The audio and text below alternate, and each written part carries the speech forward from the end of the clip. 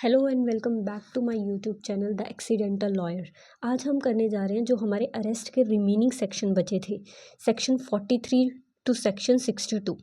Section 43 क्या कहता है? अरेस्ट हाउ मेड, अरेस्ट कैसे करी जाती है। तो इसमें क्या है कि अगर तो सबमिशन बाय वर्ड्स है तब तो ठीक है, नहीं तो जो पुलिस ऑफिसर है उसको टच या कन्फाइन करना पड़ेगा बॉडी ऑफ अरेस्टेड पर्सन को। ठीक है, ऐसे ही अगर कोई वुमेन एक्यूज्ड है तो उसको टच जो है मेल पुलिस ऑफिसर नहीं कर सकता, उसको टच सिर्फ कौन करेगा? फीमेल पुलिस ऑफिसर ही करेगी। अब उसने बोला कि पुलिस ऑफिसर को यूज़ करने होंगे all the means to prevent escape. ठीक है, अब ये जो है किसकी बात करता है? हैंड कफिंग की, हथकड़ी लगाने की। तो उसने इस सेक्शन में क्या कहा गया है कि हैंड कफिंग जो है किन ऑफेंस में यूज़ करी जाती है। उन्होंने बोला कि हैंड कफिंग का यूज़ जो है नेचर और ग्रेविटी को देखकर किया जाता है, nature of gravity of offence को देखकर ही हैंड कफ का यूज़ किया जाएगा। कब किया जाएगा? अरेस्ट के टाइम पे या जब उसको प्रोड्यूस किया जाएगा बिफोर द कोर्ट।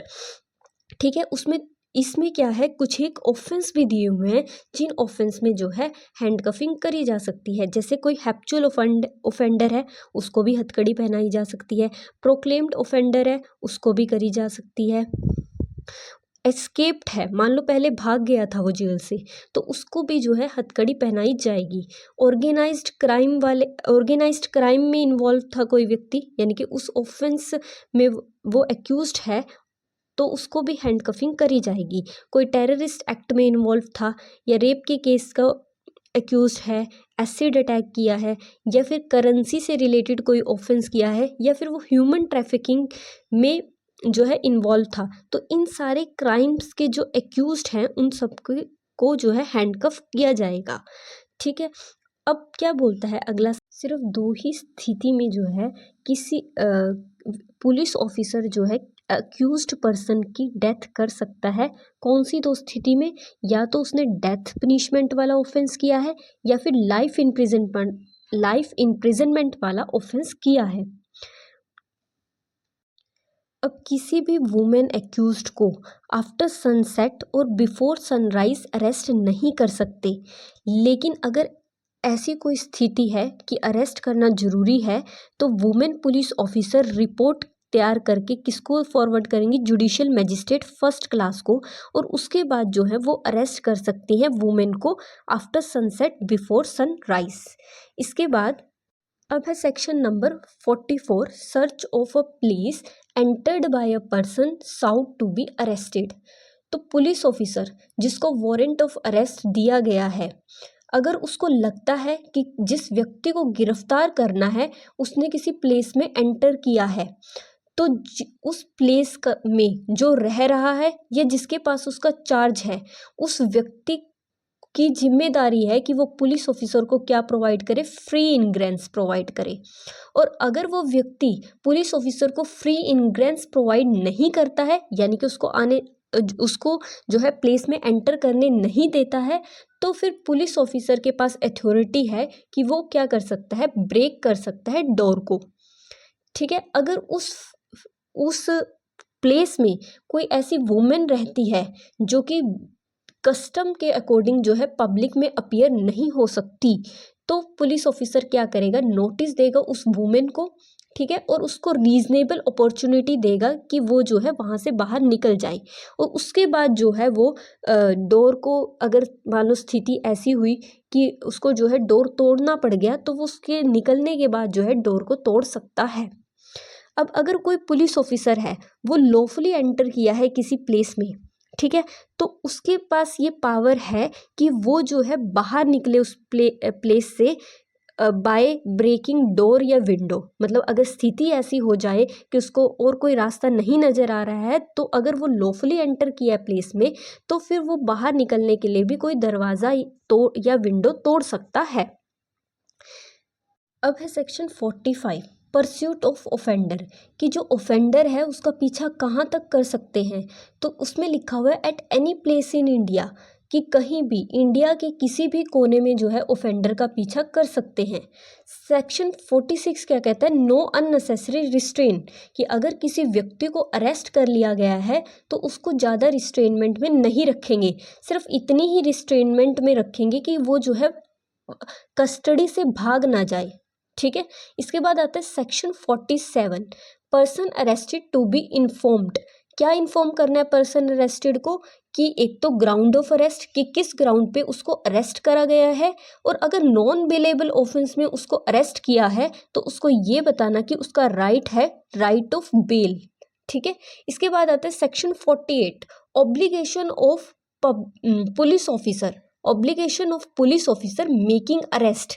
क्या ऑब्लिगेशन है पुलिस ऑफिसर की जो अरेस्ट कर रहा है, कि वो इन्फॉर्म करे अबाउट अरेस्ट या प्लेस, कि उस व्यक्ति को कहाँ से अरेस्ट किया गया है, किस प्लेस से अरेस्ट किया गया है, किसको इन्फॉर्म करेगा, वो नॉमिनेटेड पर्सन को। ठीक है, जो उस व्यक्ति ने बताया, जो अरेस्टेड पर्सन है ना, उसने जिसका नाम लिया है ना कि इस व्यक्ति को मेरी अरेस्ट के बारे में बताया जाए, तो उस व्यक्ति को बताया जाएगा कि कहाँ से उस व्यक्ति की अरेस्ट हुई है।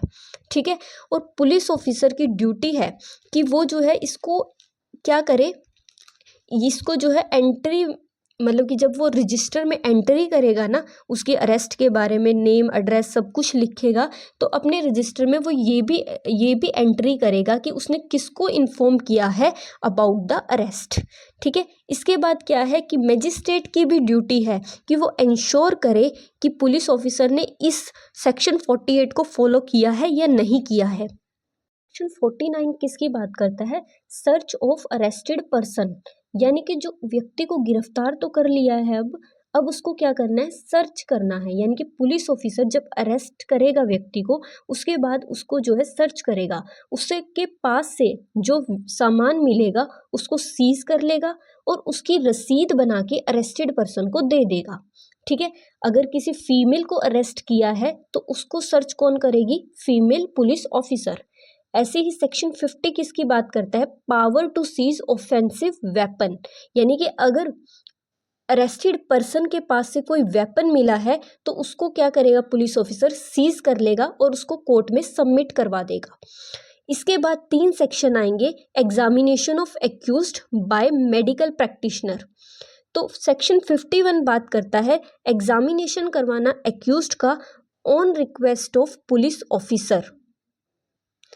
अब सेक्शन 51 में क्या है कि अगर पुलिस ऑफिसर को लगता है कि एग्जामिनेशन करवाने से कोई एविडेंस मिलेंगे जो कि इस केस के लिए इम्पोर्टेंट हैं, तो वो क्या करेगा, एग्जामिनेशन करवाएगा, किसका, एक्यूज्ड का। ठीक है, अगर एक्यूज जो है फीमेल हुई तो उसका एग्जामिनेशन किसके द्वारा करा जाएगा, फीमेल डॉक्टर के द्वारा।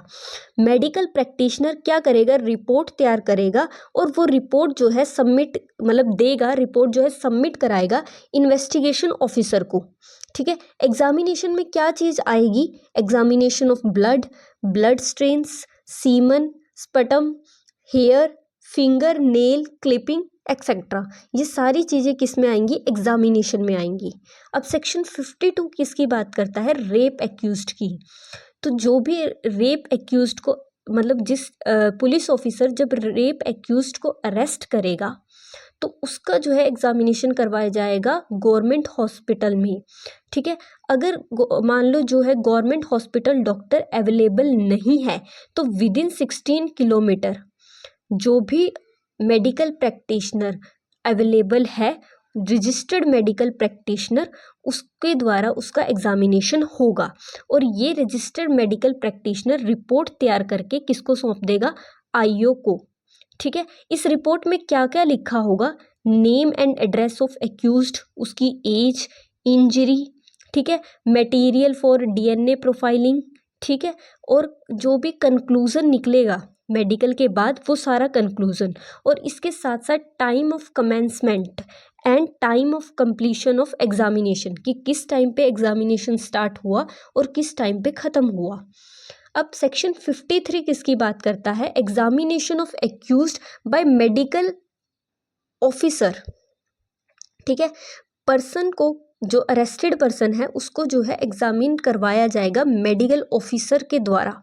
ठीक है, फीमेल हुई तो उसको जो है किसके द्वारा कौन मतलब एग्जामिन करेगा, फीमेल डॉक्टर। ठीक है, जो भी रिपोर्ट आएगी उस रिपोर्ट को जो है एक्यूज्ड को भी दिया जाएगा, या फिर एक्यूज्ड ने किसी व्यक्ति का नाम बताया है तो उस नॉमिनेटेड व्यक्ति को भी जो है रिपोर्ट सौंप दी जाएगी। अब सेक्शन 54 किसकी बात करता है, आइडेंटिफिकेशन ऑफ पर्सन अरेस्टेड, यानी कि जिस व्यक्ति को गिरफ्तार किया है उसको आइडेंटिफाई करवाना, किसके द्वारा, या तो विक्टिम के द्वारा या फिर विटनेसेस के द्वारा। ठीक है, ये क्या है, इसमें क्या है देखो, officer in charge of police station क्या करेगा, रिक्वेस्ट करेगा कोर्ट को। ठीक है, और उसके बाद जो है क्या होगा, आइडेंटिफिकेशन ऑफ एक्यूज्ड होगा। जो व्यक्ति आइडेंटिफाई कर रहा है अरेस्टेड पर्सन को, अगर वो मेंटली या फिजिकली डिसेबल हुआ तो फिर वो जो प्रोसेस है आइडेंटिफिकेशन की वो सुपरविजन में होगी, किसके, मैजिस्ट्रेट के, और वो सारी की सारी प्रोसेस जो है रिकॉर्डेड होगी by audio video electronic means. ठीक है, इसके बाद आता है section 55, procedure when police officer depute subordinate. ठीक है, पुलिस ऑफिसर क्या कर सकता है, डायरेक्ट कर सकता है अपने सबॉर्डिनेट को कि वो अरेस्ट कर ले किसी व्यक्ति की। ठीक है, जब वो इस ऑर्डर को देगा तो वो इसको राइटिंग में देगा। ठीक है, और उस राइटिंग में क्या क्या स्पेसिफाई करेगा, उस पर्सन का नाम जिसको अरेस्ट करना है, प्लस में ऑफेंस भी स्पेसिफाई करेगा कि किस ऑफेंस के लिए उसको अरेस्ट करना है। ठीक है, तो जब भी वो व्यक्ति अरेस्ट करने जाएगा, ठीक है, तो वो अरेस्टेड पर्सन को जो भी यहाँ पे लिखा है कि उसको किस ऑफेंस में अरेस्ट करना है वो जो है बताएगा। ठीक है, इसके बाद आता है section 56, health and safety of arrested person. तो ये जो है ड्यूटी है, जिसकी कस्टडी में अरेस्टेड पर्सन रह रहा है उस पर्सन की ड्यूटी है कि वो उसके हेल्थ एंड सेफ्टी का ध्यान रखे। ठीक है, अब सेक्शन 58 क्या कहता है, arrested person not to be detain more than 24 hours. किसी भी जो व्यक्ति को अरेस्ट किया है उसको जो है 24 घंटे से ज़्यादा डिटेन नहीं कर सकते, विद इन 24 आवर उसको मजिस्ट्रेट के सामने पेश करना होगा। ठीक है, सेक्शन 59 क्या कहता है, पुलिस टू रिपोर्ट एप्रीहेंशन। जो officer in charge of police station होगा वो क्या करेगा, जितने भी व्यक्ति को पुलिस ने जो है विदाउट वारंट अरेस्ट किया है उन सब की रिपोर्ट जो है डीएम और एसडीएम को भेजेगा। ठीक है, सेक्शन 60 किसकी बात करता है, डिस्चार्ज ऑफ पर्सन एप्रीहेंडेड। तो व्यक्ति जिसको अरेस्ट किया गया है उसका डिस्चार्ज कैसे होगा। ठीक है, या तो वो बॉन्ड भरेगा या फिर बेल बॉन्ड के बाद उसको डिस्चार्ज कर दिया जाएगा। अब आते section 61, power on escape to pursue retake. ठीक है, अगर कोई व्यक्ति जो है कस्टडी से भाग गया है तो उसको जो है तो उसको वापस लाने की क्या पावर है, तो इसमें क्या कहा गया है कि उसको अरेस्ट कर सकते हैं, जो व्यक्ति कस्टडी से भाग गया है उसको कहीं भी अरेस्ट कर सकते हैं, at any place of India. आगे सेक्शन 62 कहता है arrest to be strictly made according to this Sanhita. ठीक है, so thank you so much. If you have any query please let me know in comment box.